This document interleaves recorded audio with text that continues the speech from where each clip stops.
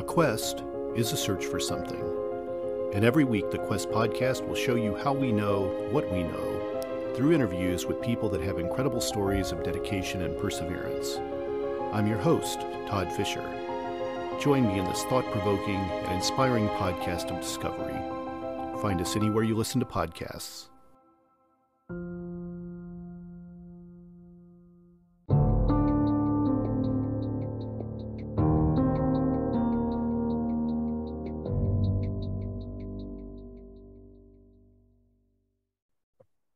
Hi, everybody, and welcome back to another episode of No Earthly Explanation with your host, Brittany Barbieri, and my favorite partner in crime, Donald Schmidt. How are you doing, Don? What's new in your side of the town? Hey, Britt, great to have you back. It's been too long. So tell me, what have you been up to? I have been working. I can't talk about the project I was just currently on yet, but hopefully soon I'll be given the permission to talk about it, and then we can discuss it. And the person I was working with, you know very well, as we have talked privately.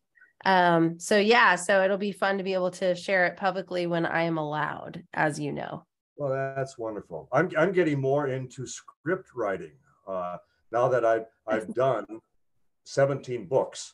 And I have plans for doing theater, as I have three as far as scripts that I've been working on, as far as doing some stage work, but I'm co-authoring a script on the atomic bomb and the connection to the UFO phenomenon, dating right back to Trinity and then up to the present.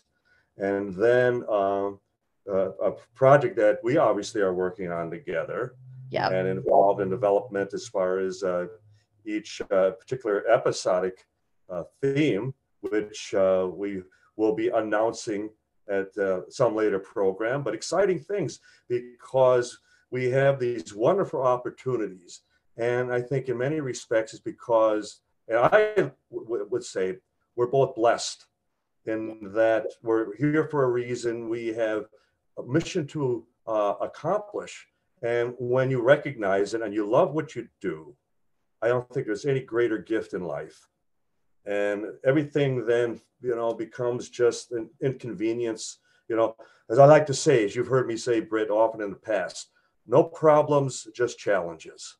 Exactly. And that's why I feel it's wonderful that we have a returning guest here this evening, who I'm very inspired by, and I could talk to for hours. So Brett, with that, let's introduce Father Dan. It's great to be back with you guys. I had so much fun the last episode we did. Probably one of my favorites of any podcast I've ever guest appeared on.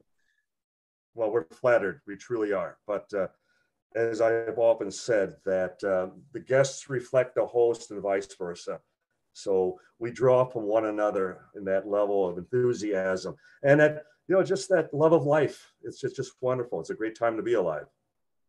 Yeah, definitely. And I've been thinking about both of y'all. First of all, Britt, I probably mentioned to you on a messenger that there's a local escape room near me, and I did the new Sasquatch room.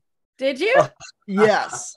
And I was scared out of my mind because they have somebody in a Sasquatch suit, like banging on the door of the cabin and stuff, and like reaching their arms through the windows. Like, oh, they got me real good. It was great. You are there, right? Yeah. And then they're selling shirts for the room, and the shirt says, and I bought one too, it says, "I got squatched." Oh, did you make it out in time before Sasquatch got you? We did. Barely. I think we maybe had like 15 or 20 seconds left. So we were racing against the clock at the end there, but it was such a great room. So if you're ever making your way out here to Homa, let me know, because it was a great room. Absolutely enjoyed it. So yeah. So you'll be wearing that under your mass vestments next Sunday, correct? Maybe, or knows. Yeah, it's a comfortable shirt. It's a very comfortable shirt. But yeah, I had to bring that up with you guys because it was It was good. It certainly gave me a thrill. I'm sure. My Apple Watch was probably going, Dan, what the heck is up with you? Your stress levels are extremely high, Dan. Calm down. What's Your wrong? sitting heart rate's a little high for your And as a priest, Father Dan, who has experienced everything from life to death, and as I personally have often observed that a priest is on a 24/7. You get phone calls in the middle of the night, and you get called out especially when the phone rings at that time of night, it's seldom anything happy. And so you still have a fear threshold that has not reached its limits. So we'll have to see if we can come up with something else yet that can exceed that. So isn't that great? You said Homa. So you're talking Louisiana? Yes. Yes. I have to tell you, and I don't know if it came up last time, because one of our principal Roswell witnesses from 1947 was the late Major, and he retired Lieutenant Colonel Jesse Marcel. And that was his native town. And in fact, after he left the military, that's where he retired back to. And he was the one who was first sent out to investigate the crash. And then upon returning with wreckage from the crash site, he was ordered to fly some of that debris to a press conference going up the chain of command in Fort Worth, Texas.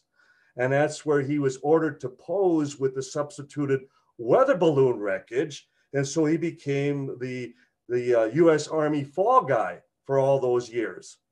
And he was assured that just to be a good soldier, that the truth would all come out someday and he'd be vindicated. Well, he waited 30 years until he was diagnosed with terminal emphysema. And then realizing they were not coming out with the truth, he did. And that's what started the whole, as far as Roswell, expose as to the very nature of what had happened back in 1947. So what a coincidence that you both would be. But that's where you're assigned, though, correct? Well, I was born and raised here, and correct. That's where I'm currently assigned. So, it's significant. Great. Yep. Great, and what's funny is, and I think I mentioned this to Britt last time too, was that, in our neck of the woods, we kind of have our own Bigfoot called the Rougarou. Mm-hmm. And it's funny because if you go to the Audubon Zoo in New Orleans, there's a Louisiana exhibit. So they have like the alligators and stuff, a lot of the snakes, native reptiles. There's like they built this life-size statue of I guess some kind of rendition of the Rougarou, and it's I remember it terrified me as a kid. I always used to I would like turn my head the opposite way every time I'd walk past it in the zoo. So yeah, that's kind of our neck of the woods, and there's all kinds of. How was it different? Is it any different than? Well, it certainly doesn't look like your typical Sasquatch, that's for sure. I mean, it looks rather demonic, I would say. At least the statue in the Audubon Zoo has these like horns and stuff, and this kind of elongated nose, almost like a wolf rather than like an ape. A werewolf. It almost looks more like a werewolf than it does. And it's got like Spanish moss and swamp grass hanging off on it. I think it does have pointed ears. It looks very demonic. Like it really does. It's not something I would want to encounter in the dark. Good Lord. Yeah. So it's kind of like Louisiana's version of Dog Man, which I know they have Dog Man stories too, but it's kind of interesting. Yeah. Well, that'll be another show. My God, we'll have to do a show just on all that. And then why Louisiana would have, basically a separate, entity, a separate legend as to, and you almost have to wonder, I guess, and this is why you're perfect for, this question. Does it have to do with the fact that, that area of Louisiana would be predominantly Catholic, correct? Correct. Yeah. Or was. And so do you see anything that would lend itself to just that type of interpretation? Definitely. Influenced by their cultures, their backgrounds, even their religious faiths. So. Yeah, definitely. And I think part of that, you have to think of where the Cajun people came from. And that's from, Nova Scotia, New Brunswick, and Canada, Right. expelled by the British. Many of them, stayed at different points along, the East Coast, especially. Like there's a huge population of French-speaking Acadians in Maine. All along the East Coast, there's different pockets, but a lot of them came down here to Louisiana because this was New France. This was where France still had a territory. Right. Right. New Orleans was essentially the capital of New France. And so they knew they could come down here where there was another French culture and more or less kind of live out that French culture themselves. And there are still people down here. It's really the older generation that speaks some Cajun French, but it's a dead dialect. And so just kind of keeping all that in mind, think of these more or less, European background people who come down from Canada and then inhabit the swamps, and I would imagine they would run into something like an alligator, which they probably would never have seen in Nova Scotia and New Brunswick. And they see something like this. And I mean, we're talking about a prehistoric lizard. Absolutely. That can grow, at least, in areas here, can grow up to 14 feet. We've seen in some of the bigger specimens that are killed during the hunting season. So we're talking about a lizard twice as long and more than twice as long than your average person. So, I imagine they'd see something like that. And perhaps that spurs this legend. And even the image you see at the Audubon Zoo, where you have like this longer nose with sharp teeth and these glowing red eyes, because at night, the eyes of an alligator actually glow in a spotlight. Yes, yeah, like many animals, correct. Right. Yeah. So is there then some connection to voodoo and even the zombie culture, as far as that's also connected as far as the voodoo trance? And has the church been involved as far as an even or is it just accepted as part of that culture that goes back? No, the church is definitely involved, especially because, and I would say more so in New Orleans itself than over here in Houma. So Houma is about an hour drive southwest of New Orleans, and people say, "Wait, there's something south of New Orleans?" Yeah, we're kind of southwest of it, but we're the coastal community. That's where we are. In fact, when Hurricane Ida hit back in 2021.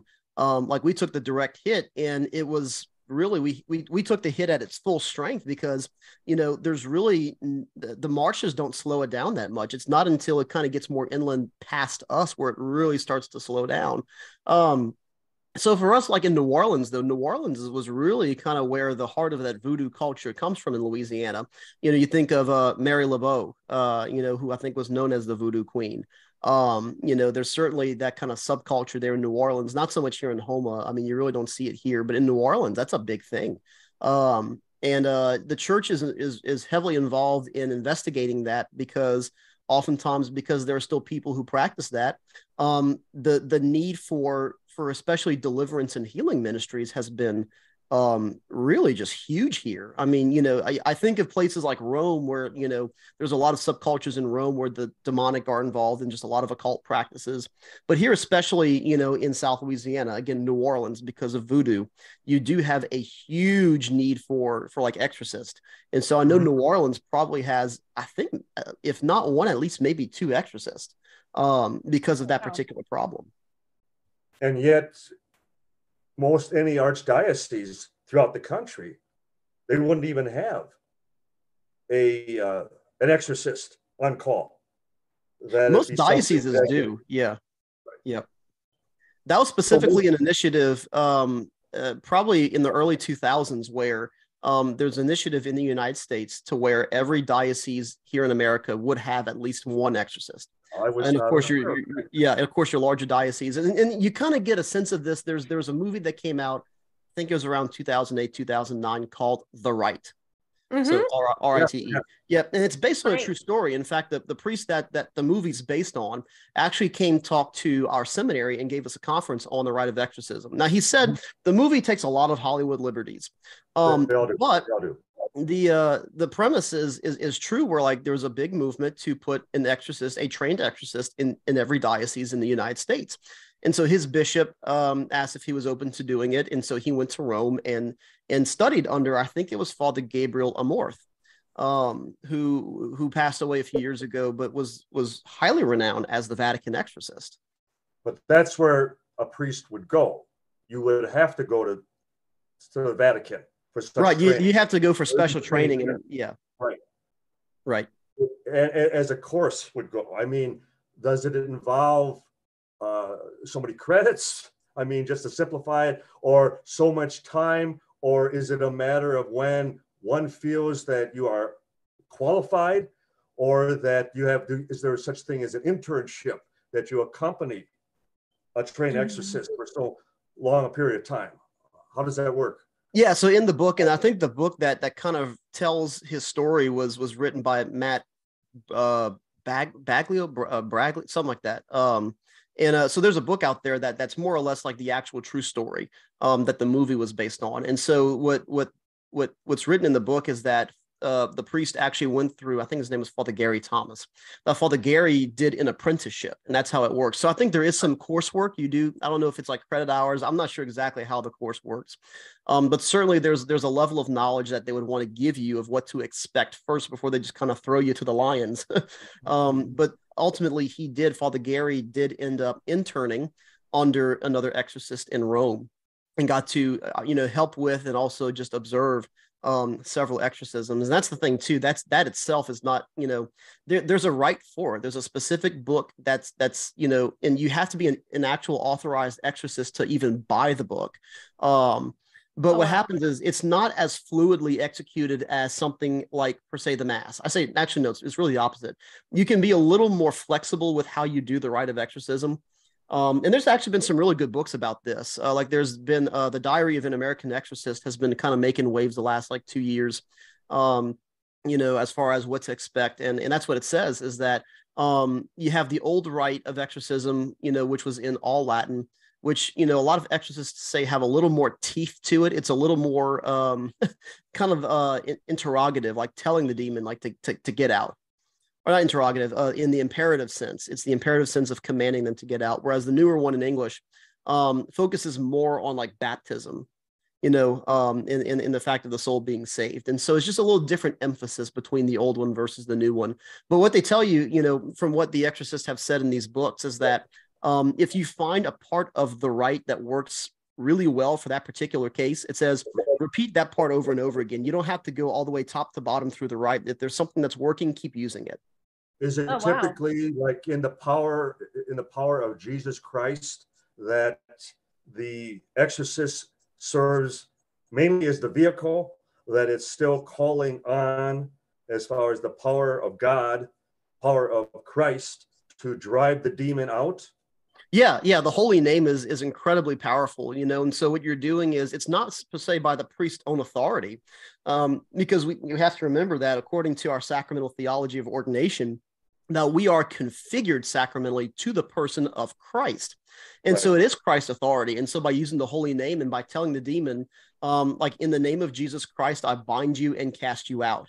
And you can't just cast them out anywhere. Oftentimes you have to give them the imperative. You have to give them the command of where specifically to go. Otherwise, they'll just take the liberty of going somewhere else and tormenting another poor soul. And so normally this is also like a general formula you can do for self-deliverance as well, is to say, I bind you in the name of Jesus Christ, I bind you and cast you out. In the name of Jesus Christ, I command you to go to the foot of the cross. And so you're commanding it to go specifically to the place where they were conquered, which is on Calvary at the foot of the cross. At the very foot.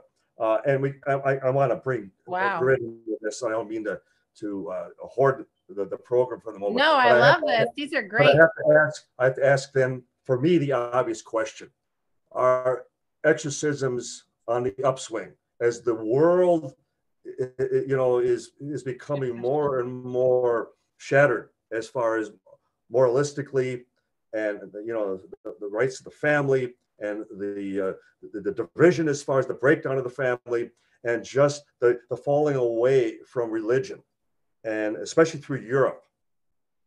So one would then anticipate, in my case, that exorcisms are at a increase, that there are more exorcism today than ever. Am I correct?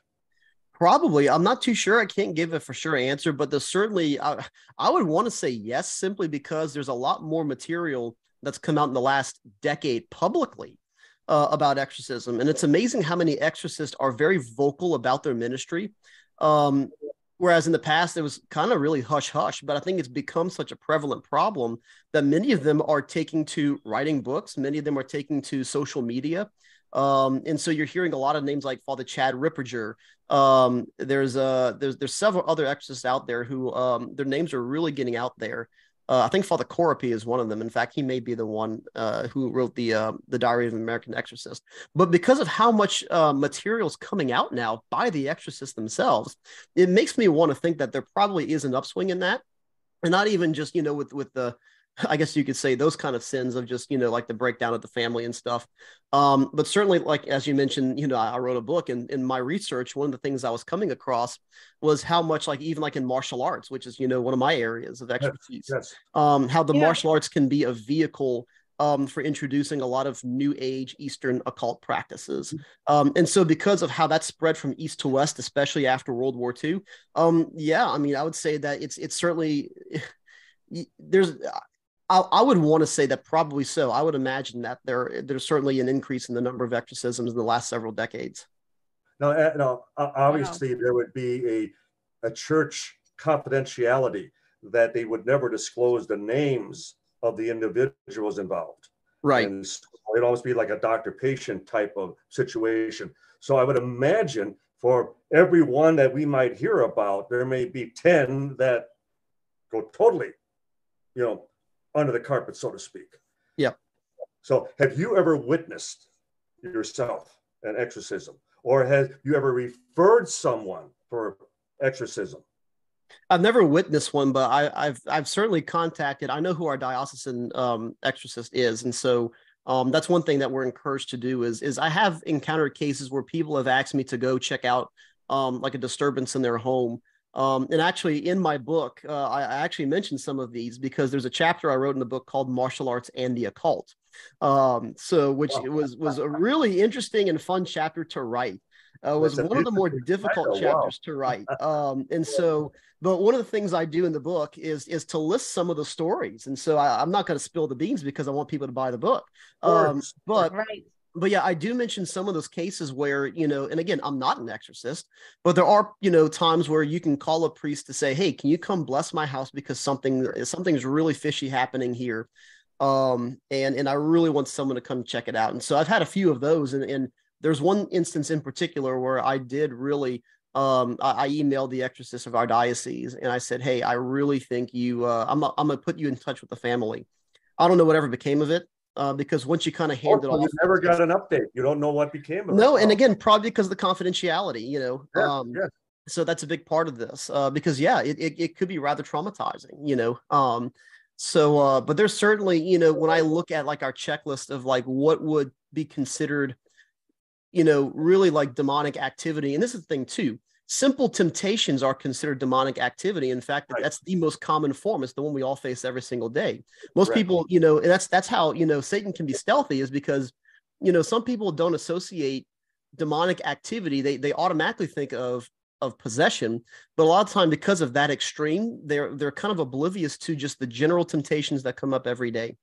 And so it can be very stealthy. But that's where I would really encourage people to read something like C.S. Lewis's The Screwtape Letters, because he's writing that from the perspective of a demon, and you kind of get a sense of, you get a sense of what are these maybe kind of under the radar temptations that you wouldn't even know. And they're not per se that nefarious, but it's as simple as redirecting a Christian's attention from prayer to the fact that he's hungry.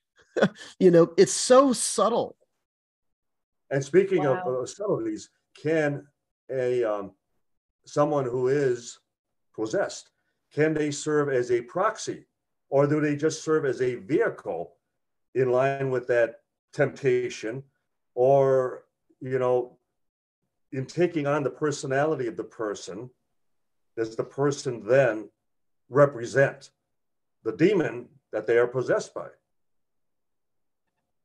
Are they, in other words, are they acting on their own to some degree, that they have fallen into that trap, that they are almost like a cult follower. Okay, yeah, that, in a way, yeah, certainly. And this is why, you know, you'll hear exorcists say that during the rite of exorcism, one of the first things they try to do first and foremost is to get the name of the demon, because once you have the demon's name, you have power and authority over it.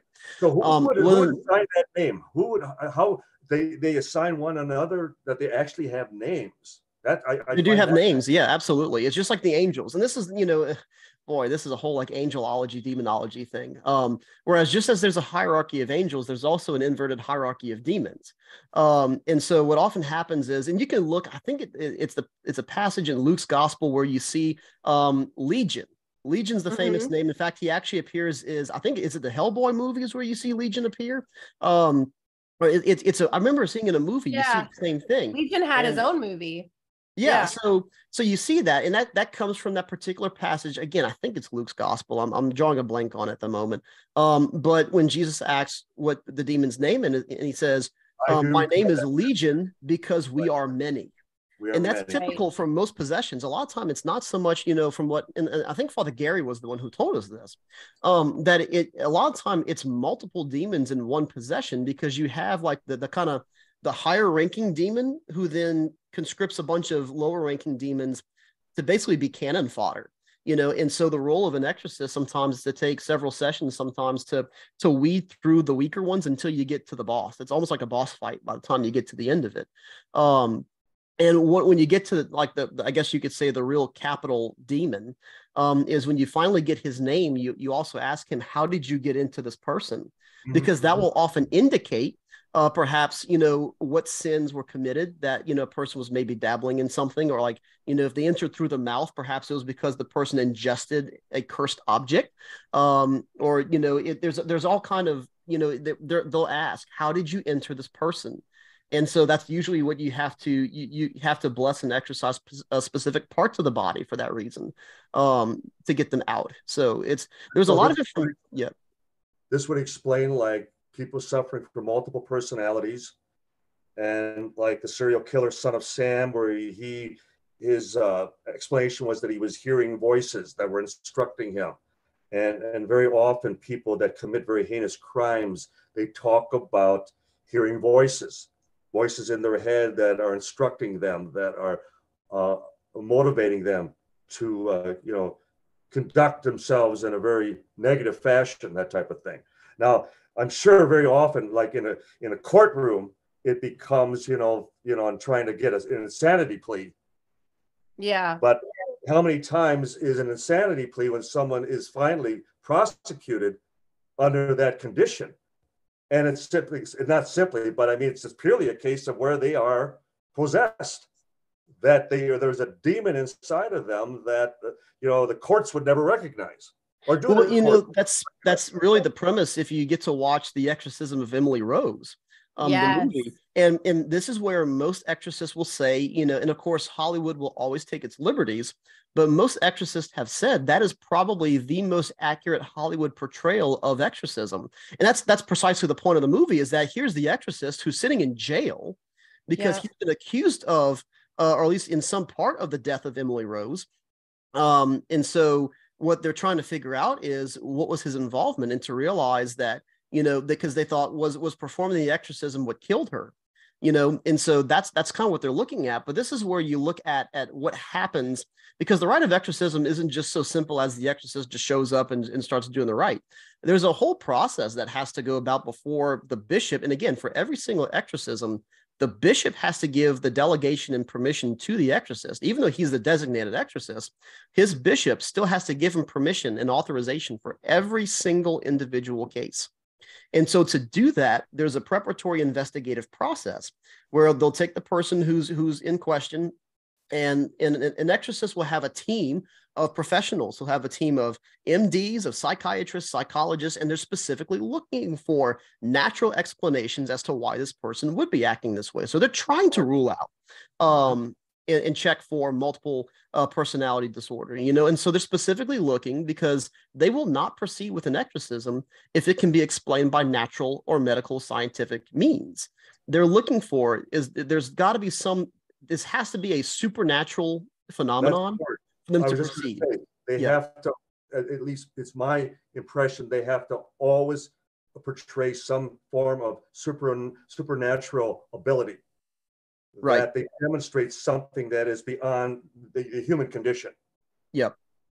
Like And if you have a 4-year-old that just so happens, you have a 4-year-old that starts speaking Syro-Phoenician, you know, Right. or some kind of dead language that hasn't been spoken for thousands of years, then you probably, there's no way a 4-year-old would probably pick that up from watching Dora the Explorer. Right. They might pick up Exactly. Spanish that way, but basic Spanish, you know, but to say like, if, you know, your child watching Dora the Explorer is not going to help them pick up Syro-Phoenician. No, of course Right. not. No. Well, and that's another thing too, when it comes to exorcisms, the cases of younger children, you know, the innocent targets. And that, you know, like there have been some past cases. Was so interesting to me that there have been like 10-year-olds or 12, 13, 14-year-olds that were hospitalized for long periods of time during the exorcism process where they could be monitored. And those cases always really were intriguing to me, because you sit there and you go, a child is so innocent, not really understanding the sin of an adult would understand, like what is wrong, you know. So then you wonder, how did this child become possessed, in a sense, to where they felt they needed to take it to that level? Like, it's and first and foremost, I think children and animals both have a hypersensitivity to things that are spiritual and kind of all things spiritual, you know. And this is where, you know, you'll see that where, and so that's the thing too, is it's not really the sin of the child that would, you know, if there's any kind of, you know, influence on the child itself.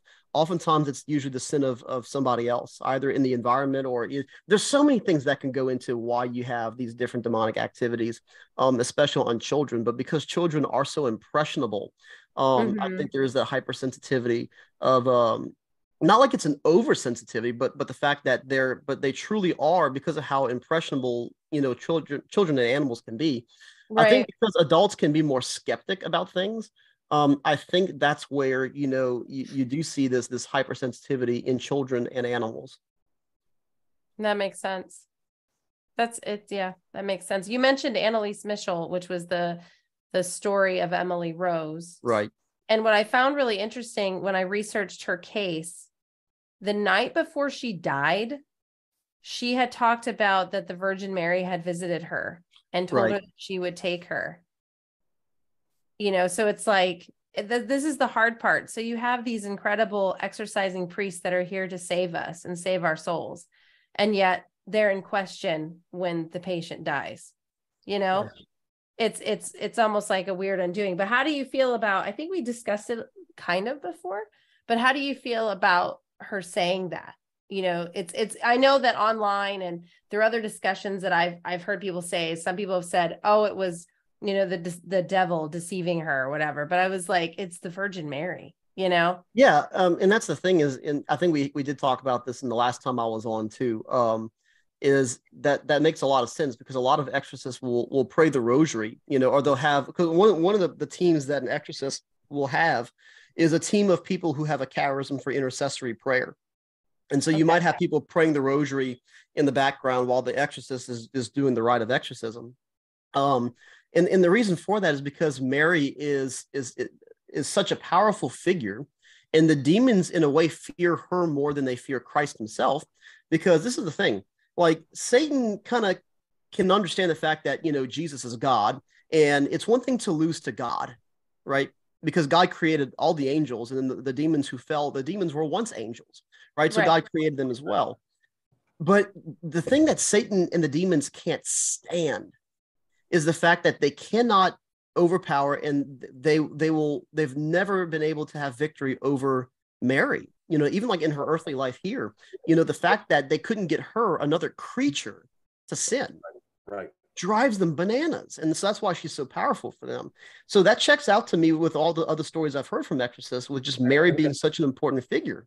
And Father Dan, as far as many of the statues of the Virgin Mary have her standing on top of the serpent, that she is, that goes back to Genesis.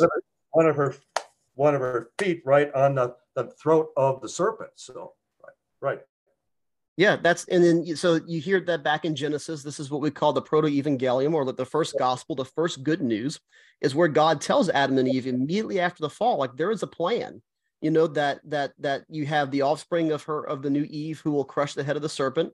And then you see that fulfillment also in the book of Revelation. So it really kind of comes full circle and you see that image. And oftentimes we associate the woman whose child is under attack by the beast and the serpent in Revelation to be the Blessed Mother. So you're here awesome. Once again to assure all of our listeners that no matter how chaotic, no matter how terrible things get, there's a happy ending. Yeah. Yes, there is. I want to throw something out at you, Father Dan. This one's going to be fun. Yeah. So there's like so many people, of course, saying, oh, it's the end times, and so many crazy videos out there, right? And like Donna just mentioned, the uptick of exorcisms and things like that. There was something that I had recently been following, and I'm like, oh boy, here we go. So the Euphrates River is drying up.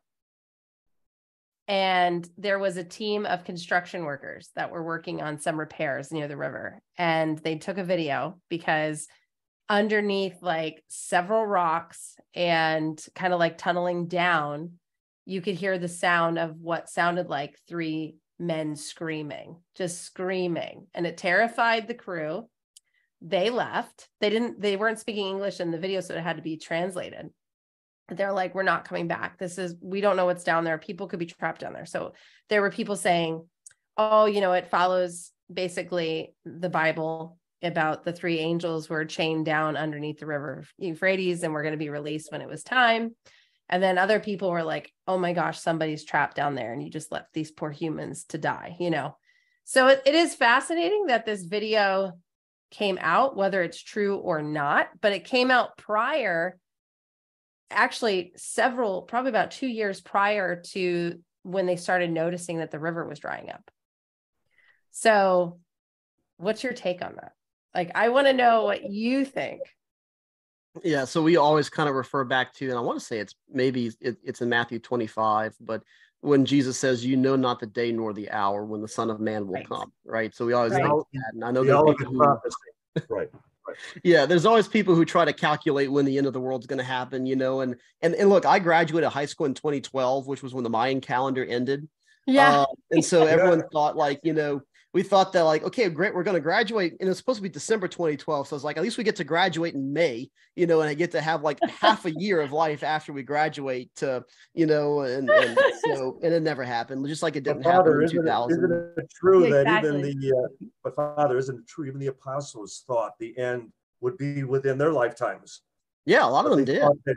Yeah, right. So, I mean, we're not supposed to know because he wants us to live our lives. I mean, think about it. If we knew, why would we be like, oh my God, he's coming. We're just going to go run to the mountaintops and just wait.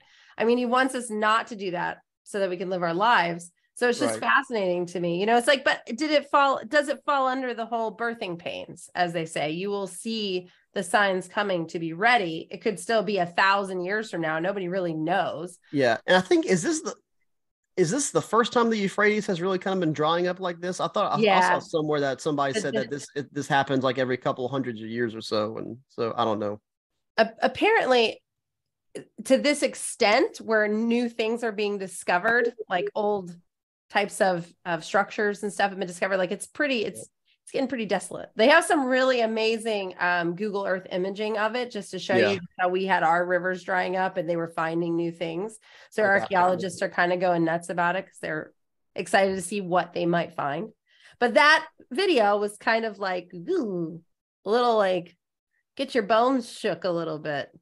Yeah. Yeah, best thing too is I know a lot of people. I see a lot of people, and usually it's a lot of fundamentalist Christians who I see who are like, "Oh, we're in the end times," or like we're seeing that. It's like, okay, well, look, Jesus said we're not going to know the day nor the hour, right? And it's, and even like if you read the book of Revelation, and this is where Revelation is probably the most misinterpreted book in the entire Bible. It's because you have to remember what John's writing about. He's talking about the apocalypse.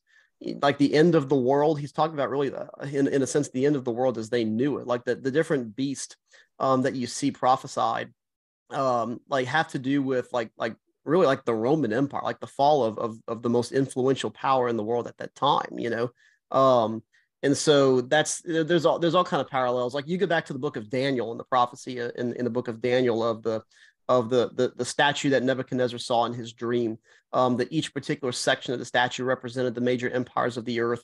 And so did the animals, the beasts that you see in the book of Daniel as well. And so there's all these representations of these empires that would come, that would be conquered by like the coming of Christ, So Revelation is at least from most, scholarly interpretations, is not going to be a play-by-play of the end times, Yeah. Just as in a way, like, the book of Genesis is not a play-by-play for how, the world was created, because if Genesis was written by Moses, and Moses would have lived a couple thousand years after Adam and Eve, like Moses wasn't there to write things down as a play-by-play, and so we have to remember a lot of these things. So, yeah. Though a good portion of the Bible is prophecy, and much of it has already been fulfilled, and what is still a bit disconcerting is the fact that much of it is still unfulfilled. It's still yet to come. Right. Yeah. And hey, I will say in the Bible, when we had our, like the theory of flat earth, everybody always wants to say, discredit certain things in the Bible. But Don, I've brought this up to you multiple times because we talk, of course, in ufology and with UFOs and astronomers and so on and so forth. And so looking back, the Bible speaks of how God sits above the sphere. Well, the sphere is round. So we had the proof in the pudding back then from what our planet was. But yet the theory of being flat earth from our travelers on the ocean, because it does kind of look like it just runs and drops off, it stayed so prominent. But yet the book has always said that from day one. And I had on one occasion an evangelist approached me about the argument that, well, certainly UFOs couldn't exist. There can't be life on other planets because the Bible doesn't mention anything about other, and yet it does. And then I also, just as you just mentioned, Britt, the idea that what concept that people during the biblical writings have of being on a planet, let alone that they would then consider other planets when they didn't know what was beyond the Dead Sea, for example. Right. And so he felt I gave a very logical explanation, and it gave him something to think about. He came back later and said, I think you're right. And this is where, like, the Protestant notion of like sola scriptura, it really is self-refuting, because it's kind of putting the cart before the horse. Just because something's not mentioned in the Bible doesn't mean it doesn't exist or it's not the case. I mean, in that case, you could say, well, I don't believe in kangaroos because kangaroos aren't mentioned in the Bible. Exactly. Yeah. Australia is not in the Bible, therefore Australia does not really exist. That's the Australians that see how they feel. And automobiles and planes and yep. I think people have to remember that the Bible didn't fall out of the sky, much less in English, but it was compiled and it was discerned by an authority. Right. It was discerned by the church authority of what books were considered divinely inspired, Right. So to say that's not in the Bible, or said like you shouldn't follow any man-made traditions, was like, well, the Bible comes from the church tradition. It was like the Bible was handed on. That's what the word tradition means in Latin. Traditio, traditi, is a hand on, And so the Bible itself was handed on by the church. Oh. So, so it's sola scriptura really is putting the cart before the horse, and then we even hear, like in John's gospel, John says, there's not enough room for me to mention everything that Jesus said and did. And if I did write everything down, there wouldn't be enough books in the world to contain everything that he said and did. Just think of that. I mean, that exactly. there wouldn't be enough books to contain everything that he said and did.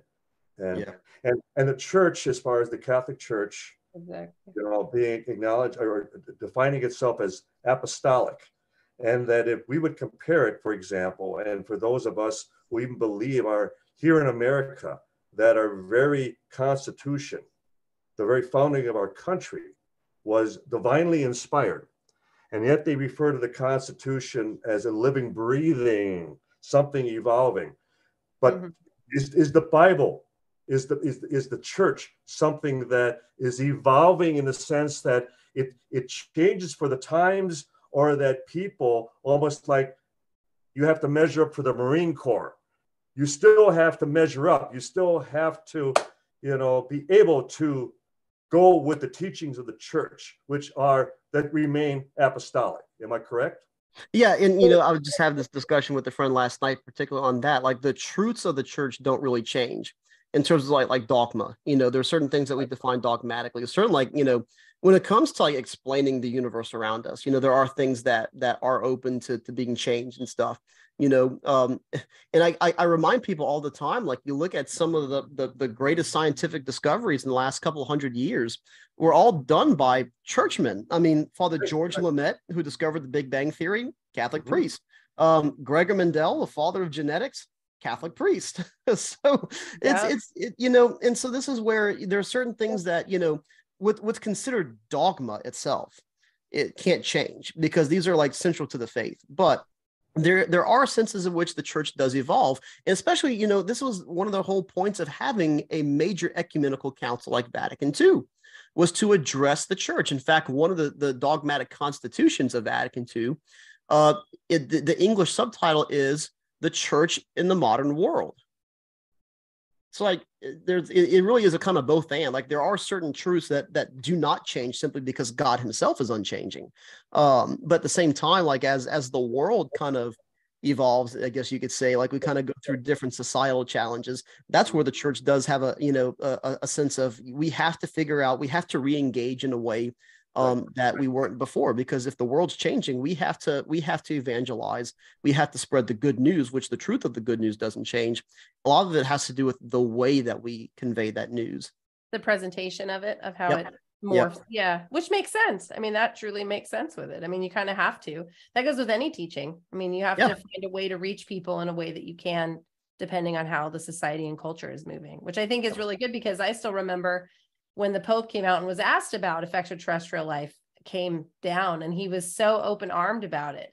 And that shocked so many people. His statement about baptizing them and blessing them just shocked people. Yeah. And I remember that speech because I thought to myself, that's the kind of people that we should be.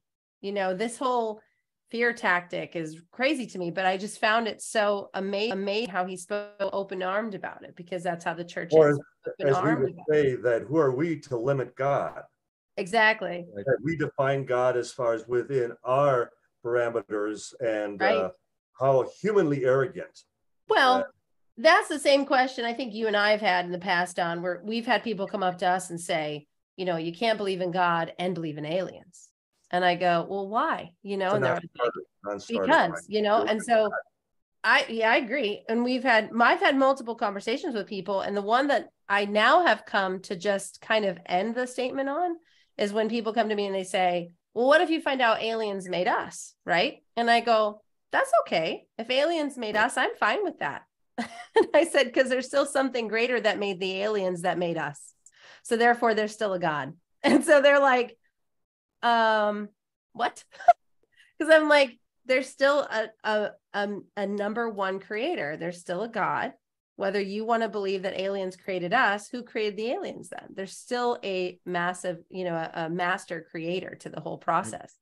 Yep. And so for them, that of course automatically throws them. And for me, life on other planets, I think makes so much sense. You look at how God worked making our planet to all of a sudden just say, I'm done. But all these other planets, I'm going to leave empty. In case one day I want to create again. No. What's funny is that I've been thinking about y'all, especially with the whole like Chinese weather balloon and then the other two objects that were shot down. Whatever they were.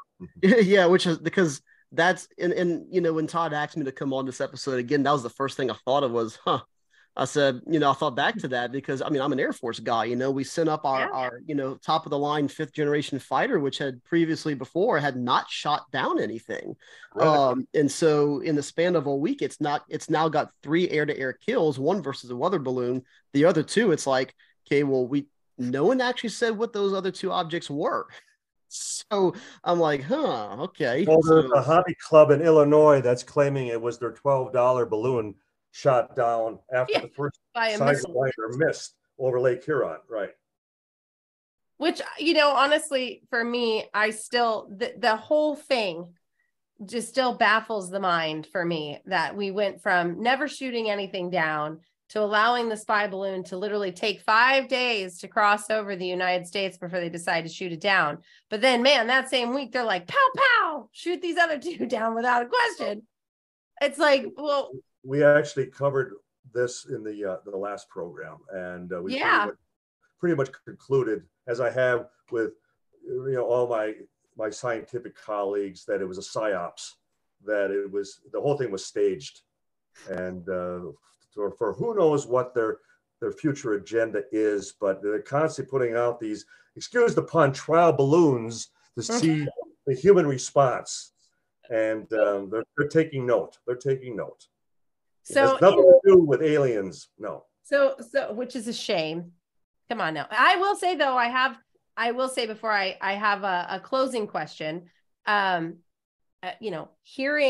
Hearing the White House come out and be like, no, guys, it's not aliens, it's not extraterrestrial, no, it's not UFO. I will say we have come a long way in our history to have them actually have to come out and address that. That's pretty amazing, if you ask me. I think it's awesome. And my thing is knowing the capabilities of the F-22. I say no, I don't fully know the capabilities, but at least I've kind of done enough of my homework and research, being an Air Force officer, to say, okay, if an F-22 Raptor can go ahead and the Chinese weather balloon, quote unquote weather balloon, is one thing, but like these other two objects, if they were like alien, I don't think that even like the F-22 Raptor would be able to shoot it down, because I would think that if aliens had the ability to get to our planet, certainly I would think they'd have better intelligence than we do. They'd certainly have better technology probably than we do. Then how could something that we have possibly simply shoot it down with a Sidewinder missile? Right. Yeah, exactly. And Sidewinders actually go back to the 1950s, so it's hardly our most sophisticated weaponry. I know we do have radar guided as well, but for any of those missiles, for it to be taken down by that, I'm like, to me that doesn't indicate that it would be alien. Quite a stretch. Be a first. Yeah. So you have one final question, Britt. And actually it was yours, Don, and I really want to hear about it, because you had mentioned it earlier about the Shroud of Turin, and that is one of my favorite topics because I'm obsessed with the Shroud of Turin. I love it. That's all I'm going to say is I love it. So what is your question? I would love for this to be our closing question for Father Dan, because I want to hear what Father Dan has to say about it. I know that it was Pope John Paul II that even made the pilgrimage to Turin to see the shroud, and it's considered a sacred relic of the church, but it has not as of yet been officially substantiated by the church. Am I correct? Correct, yeah. And is that due to the carbon dating that has placed it in question? And we see in the last 20 years how that has been challenged more and more, to the point that it's not even considered reliable any longer. Do we foresee that the church is going to step up once again and allow the actual original fabric of the shroud to be tested this time? And then if it checks to be 2,000 years, without a shadow of a doubt, that they will finally say that this, it really is an interesting phenomenon, because, yes, the carbon dating right now, kind of dated to the Middle Ages, not old enough to be, at least according to normal scientific standards. But when you look at, how was this image imprinted on the shroud? That's where the science is kind of baffling. They're trying to figure out, how did it get, that's where the kind of, unexplainable part comes in. My thinking is this, and this is, and it's funny how you ask, like, could it possibly be that the carbon dating may match the date of the crucifixion? Well, my thinking is this, is maybe it's not quite, maybe it's more in the other direction of, I think of how we have incorruptible saints. We have saints who, when they die, their bodies are found to be incorrupt. Like, they're not decomposing at the normal rate that a normal corpse should. So my thinking is this: what if if the shroud, let's just assume for right now that that is the actual thing. Right. Who's to say that the shroud doesn't have some kind of incorruptibility about it? Oh, Oh, so mic drop, Father Dan. that, I like and again, that. I'm not saying anything that's conclusive, but it makes me No. wonder if it's You're possible. theorizing, yeah. But exactly, but if it's possible for the bodies of saints to be found incorruptible. Which that was another question I had for you earlier, but we ran out of time. So I love that you brought that up. Right, because that has always been fascinating. Because wouldn't something like a burial shroud disintegrate after a while? Right. You Depending know, on the fibers, yeah, for sure. Exactly. So it's making me wonder, okay, the carbon dating is one thing, but I was like, well, hold on. We have incorruptible saints. I was like, wait a second. I'm trying to put 2 and 2 together here. And so Lord knows. Again, yeah, the church has not concluded if it is or is not. It's still open. It's not denied that it is. It's not said that it is. So it's neither nor right now. But again, if I had to theorize, I'd say, well, who's to say that it can't have some kind of degree of incorruptibility? Mm-hmm. Which would be amazing, because it would be, the message left behind to lead us, to show us the truth. When all else fails, we have that as proof and truth. And then besides the shroud, there's the spear of destiny, which I don't think is quite as known as the shroud, but there's a legend about the spear of destiny that apparently this was the lance that was used to pierce the side of Christ and I think part of the story goes that the centurion was an older guy who was having some vision issues, which is why they put him in charge of executions, because he didn't have to really digest all the nasty, gory stuff because he couldn't see as well. But apparently that when the blood and water flowed and it kind of got in his eyes, apparently he had visions of the future and stuff. And so again, it's kind of I kind of wrap that artifact as well into the same category as the Shroud of Turin, but it's interesting that we have these kind of legends about these items. So yeah, one thing scientifically, and Father Dan, if you recall, when it was the History Channel, they did the 3D imagery of the figure on the shroud. And it was Studio Macbeth in New York, and it was Ray Downing. That was his company that did this imagery. And I've had great discussions with Ray through the years, and he's helped us with a number of things related to our work. But he was an agnostic going into this. And the fact that just as in doing photo interpretation, that as you enhance a photo, you enhance the noise. And they had the same problem with the shroud, that it enhanced the weave of the fabric, that it clouded as far as the image as they tried to bring it out. So they created an actual program that layer by layer, like skins of peeling an onion, pulled away the fabric until it left nothing but the figure. When Ray Downing told me that he went down, he said, I cried like a baby when it came back that there was muscle tissue in the fabric. So not only just blood and water, but that there was also muscle tissue, from the most likely the scourging, that is, it tore away muscle and skin, that it also left that on the shroud. And again, how do you fake that? And one of the thing about the imaging is I've had people say that when they've done that kind of deep research with the technology we have, that the image of Christ, like the reconstructed image from the shroud, looks eerily similar to the face of Jesus in the picture of divine mercy. Yes, I've heard that too. And so it's like, okay. Yeah, wow. And then when Studio Macbeth has done these beautiful paintings, images taken from the face on the shroud, and you want to talk about, and in fact, when I went into a surgery, and all I kept picturing was that face right there. And, it was the most comforting, most consoling thing. And I'd like to think that at some point the church will take a further definitive stand on the shroud and use it as a banner to lead people back to the church. Yeah. Exactly. No better time. And so, no better time than right now. That's for sure, Don. You're right about that. Well, Father Dan, you have a new book coming out. Please. I do. Yeah. And it was an incredibly fun project. And I remember, immediately after we had, stopped recording the previous episode I did with you guys, and we kind of just got to chat afterwards, and Todd had mentioned to you guys I was writing a book for the first time, and Don, I remember he specifically asked you to give me some advice, Yes. on, because Yep. you've written, like you said earlier, you've written what, 17 books you said 17 earlier. books. So what advice do you have for me as a first-time author? And then I'm pretty sure this is what you had said, but you said something about like be yourself in your writing.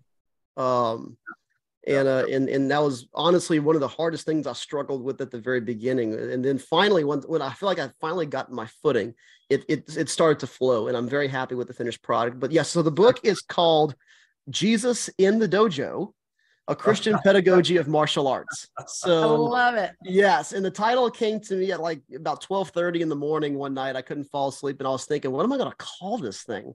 And I texted a buddy of mine immediately, and it's the guy who did the foreword for the book, Sensei Brett Gordon. And I told him, I messaged him on Facebook. I said, I got it, Jesus in the Dojo. And he says, I dig it. So it was great. So that was the Wonderful title. And so, it basically, the book comes down to how should a Christian practice martial arts, and kind of weeding through some of the, like I mentioned earlier, like the occult practices. How do you kind of weed those things out, but how do you maximize it? How do you use martial arts to make you a better Christian, and vice versa? How can you, as a Christian, become a better martial artist? So it kind of goes into a lot of different things. I use something that I think is unique that I haven't seen yet in a lot of martial arts books, is to go into like Thomistic theology. So to go into like the principle of double effect, natural law theory, just war theory. So kind of go into a lot of like this nitty gritty stuff that kind of plays out even on large scale conflict today, but then ultimately, how do you cultivate even a spirituality for the martial artist? And so it was an incredibly fun project, and we are currently Was the late Bruce Lee, because as philosophical as he could be, was he an influence, an inspiration in any of this? Did you even? Not really. I didn't really think of, Bruce Lee throughout this process. For me, it was more along the lines of, and Todd, was the one who'd been asking me for a long time to write a book. And I was like, what do you want me to write about? He's like, you're a priest that does martial arts. He said, that's a very unique perspective. So, Exactly. and so a lot of this is just, book has to be a first. Yeah. And so, but it was an incredibly fun project. And as we've gone through it, as we've seen like more finalized versions of it, I'm more and more pleased with how it's come out. And so right now we are evaluating our galley copies. So we've got the first printed copies in our hands. Todd's been sending them to me as they come. He's made his notes. I'm checking my notes. And we are at the point where we are hoping to launch sales as early as possibly as mid-April. So we're getting real close. Wow. We're getting real close. Yay! Yeah. So they'll be on Amazon and Barnes and Nobles. And I know the feeling, Father Dan, and especially this will be your first one, correct? Yes, at least the first. And I've had several people say already they hope it's not the last. I don't want to think about that yet. I kind of want to enjoy this first one. It won't be. Yeah. Relish it. Take it all in and enjoy for what it's worth, because it's a major. Let me tell you that my agent reminded me very early on that for every songs that are recorded, every songs that are written and then submitted for publication, it's only 1 out of every 100. With writing books, it's 1 out of every 1,000. It's that much more, it's that much greater an accomplishment. Now, granted, with self-publishing, that anybody can do it. But when you're published, when you actually, have gone through that fire, the second one you'll look forward to all the more, because you've done it. You can do it. And as I suggested, just by being yourself and just the stream of thought and just putting yourself on that paper. And the second one, you found the formula. You'll be there. Second, third, whatever you want to do, Father. Yeah, and this one is huge, because this is really, I guess you could say, my life's work as a martial arts priest. I mean, I've been doing martial arts for over 20 years now, and it's been a huge part of my ministry the last 3 years I've been a priest. And so this really is, I feel like, my contribution to the church as far as being a martial artist. Like, how do we reconcile these things? And so it was, there is a lot of me in this book, but at the same time, I'm trying to weave together, centuries old theology, the church's modern teachings on things, the church's modern perspective on things. So yeah, you'll definitely, there's a lot of personal stories in there that kind of animate the principles I'm talking about.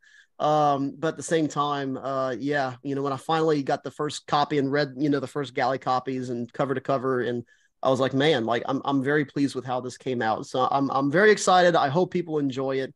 And it's been such a very self-enriching project to work on. I've learned so much just by doing it.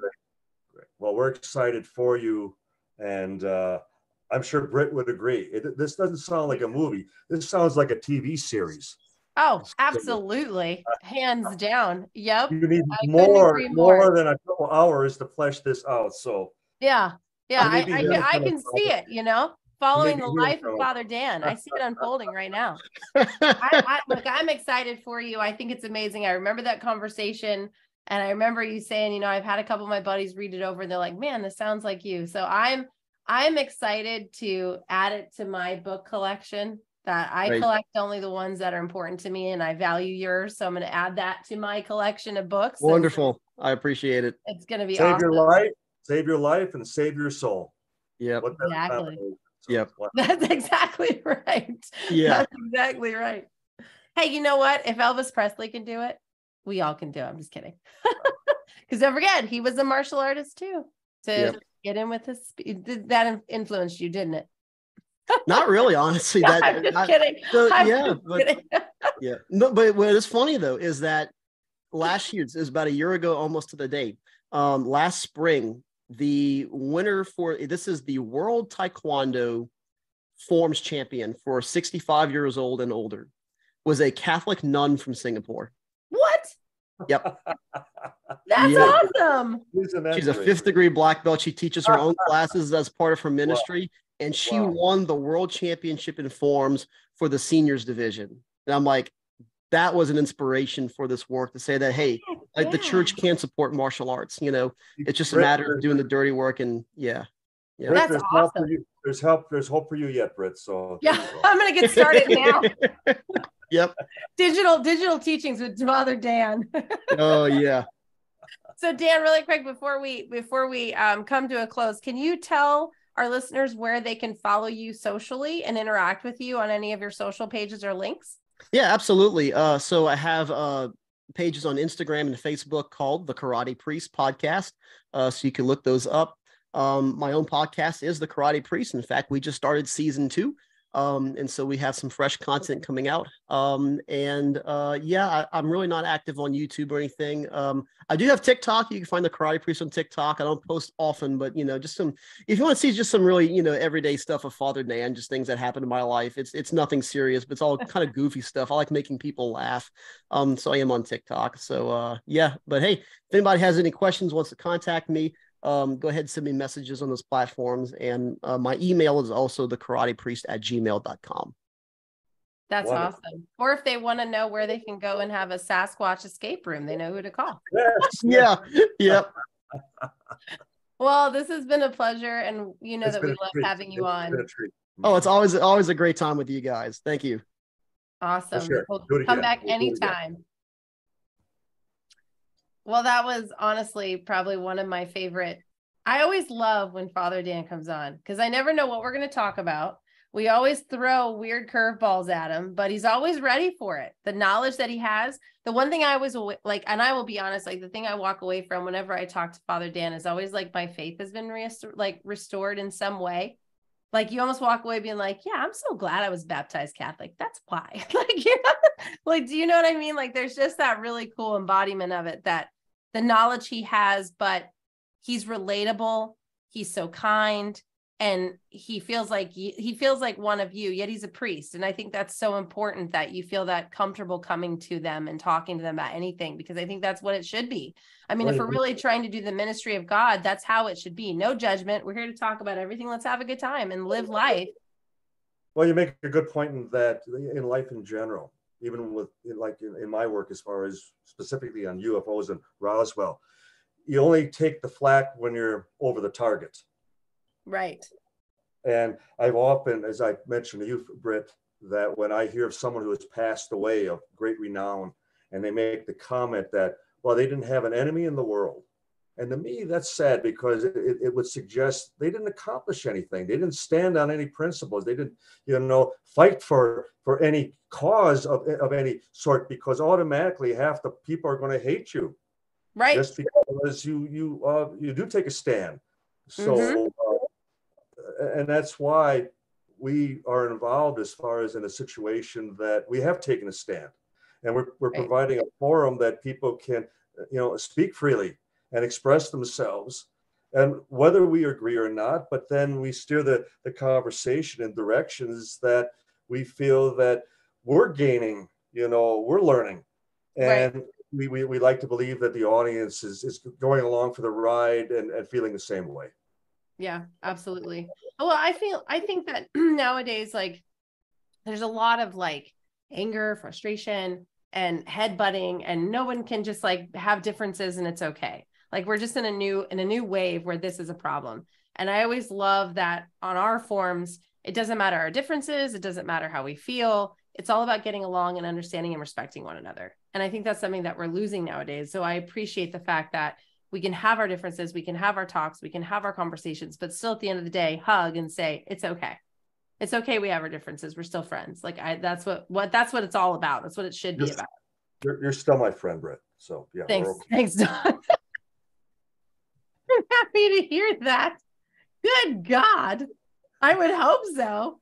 Jeez Louise, we had one argument. I remember Todd saying, do you guys not have anything you disagree with? Huh? I want to assure you, I know you, at times you'll look at me like, God, what did I get myself into? And I'm no, at times I told you it would be a roller coaster, and we haven't even hit full speed yet, so get ready.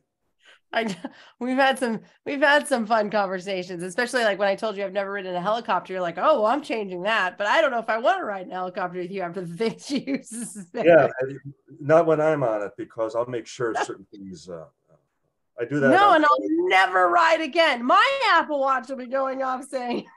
I always make it memorable. Whenever we used to fly somebody, I used to. If they so much as fell asleep on us, I made sure that they remembered our flight. Oh my God! Well, that's it.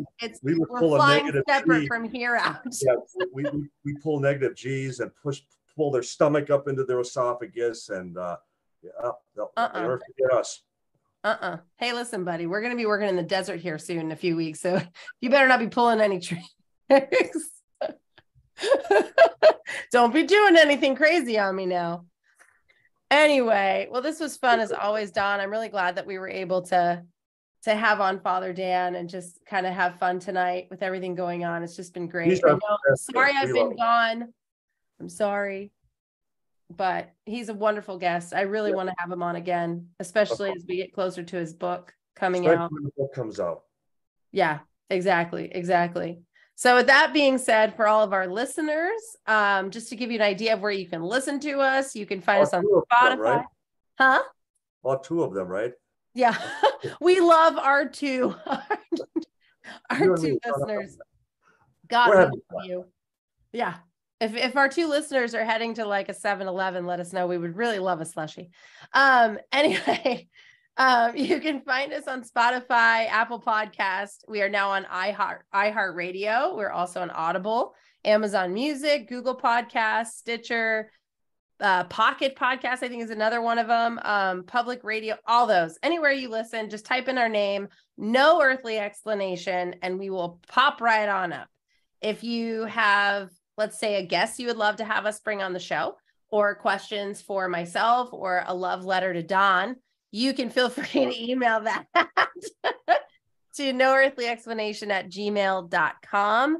We are obviously very social, so you can find us on Instagram and on Facebook. Mine is on Facebook. I'm Brittany Barbieri Official, or you can find me on Instagram at Brit_investigates. You can also find Don on Instagram. He's Don47Tom, or find him on Facebook at Donald Raymond Schmidt, where our No Earthly Explanation is also on Facebook and Instagram, just as you heard it, at No Earthly Explanation. So again, until next time, folks, just look to the skies, wave at the UFOs when they go by, My saucer's double parked. I'm out of here. Goodbye. Till next time, everybody. Have a wonderful evening, day, afternoon, whatever time you're listening to us. I've got to go get Don. He's been abducted, for God's sakes. Peace out, everyone. Good.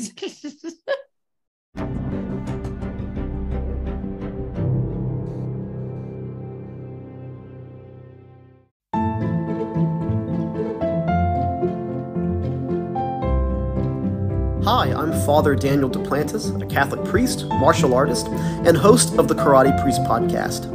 Have you ever wondered what the church teaches about different topics? Are you a martial arts enthusiast or just someone who wants to learn more about martial arts? I'd like to invite you to join me and many guests on my podcast as we cover topics of faith, everyday living, and martial arts on the Karate Priest podcast. Thank you for listening to this podcast.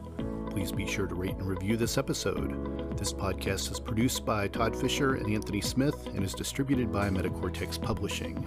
This podcast is copyright. Any previously trademarked or copyright content is used by permission. Information and opinions stated in this podcast should not be construed as medical advice. Please be sure and visit the official website for Metacortex Publishing at metacortexpublishing.com or find us on social media for other unique content.